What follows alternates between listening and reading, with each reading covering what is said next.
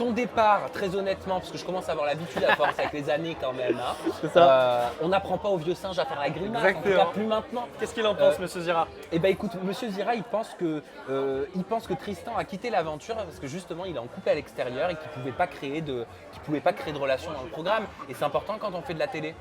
Alors, ça je ne saurais pas dire parce qu'encore une fois, je ne suis pas à la place de la prod. Maintenant, moi je trouve que je suis parti très précipitamment. Tu t'y attendais pas, hein. Clairement pas. Pour moi, je m'échauffais. J'étais vraiment. Je suis encore un bébé, là encore plus. Je m'échauffais vraiment et je pense que je pouvais montrer beaucoup plus. On m'a fait partir. Peut-être parce que en soi j'esquive un peu toutes les embrouilles parce que je suis pas comme ça, je suis dans la nature à aller parler à tout le monde, à être gentil avec tout le monde parce que je suis comme ça pour le coup. Et ouais, peut-être qu'on voulait un peu plus d'histoire en général, d'histoires d'amour, des histoires de disputes, des histoires d'amitié qui se cassent, qui se remettent, ouais, chose que moi dans le fond je suis pas. Qu'est-ce qui t'a gêné dans cette télé-réalité? Qu'est-ce qui a été le plus dur pour toi à vivre sur place? Le plus dur pour moi à vivre, c'est la première fois de ma vie que je me suis vu d'humeur changeante.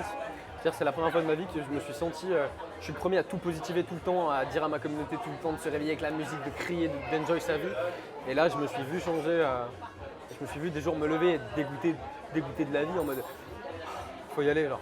Et ça m'arrive pas, moi je me réveille, j'ai le sourire jusqu'ici et je me dis vas-y. Et j'ai l'impression que l'atmosphère de la maison s'est fait un petit peu envahir par les mauvaises vibes de certaines personnes dans cette maison. Est-ce qu'il y a des candidats, est-ce qu'il y a des attitudes que tu ne tolérais pas? Beaucoup ne s'en rendent pas compte, mais beaucoup jouent un jeu, enfin pour moi jouent un jeu in et off. C'est-à-dire que j'ai eu des vraies conversations avec des vraies personnes, comme Sarah, bien évidemment, comme Maddy. Tu parles de laquelle, Sarah? Sarah chanteuse ou Sarah Fréjus? Je ne l'ai pas connue, Sarah Ok. Fréjus. Voilà, comme Maddy, j'ai vraiment été très proche de Maddy au tout début, comme Shanna par exemple. Et voilà, ça c'est des personnes vraies à mon sens.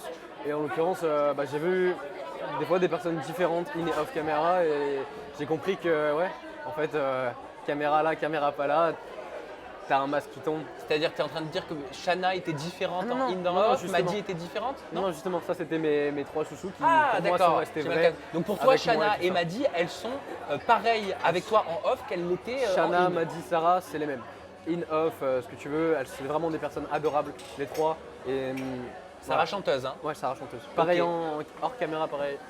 Ah bah tiens, je vais pouvoir te faire réagir. On m'a dit que c'était une sorcière, Sarah chanteuse. Ah bah, de ce que j'ai compris, ouais. Mais c'est quoi De ce ça? que C'est j'ai la première compris. fois que j'entends Bah, ça dans une saison des anges. Écoute, étant donné que moi je suis vu comme quelqu'un de prétentieux et d'arrogant et de narcissique, ce que tu veux, je me dis que, étant donné que Sarah était la personne que je comprenais le plus, je sais exactement comment elle est, comment elle pense, ça m'étonne vraiment pas qu'elle ait été catégorisée de ça.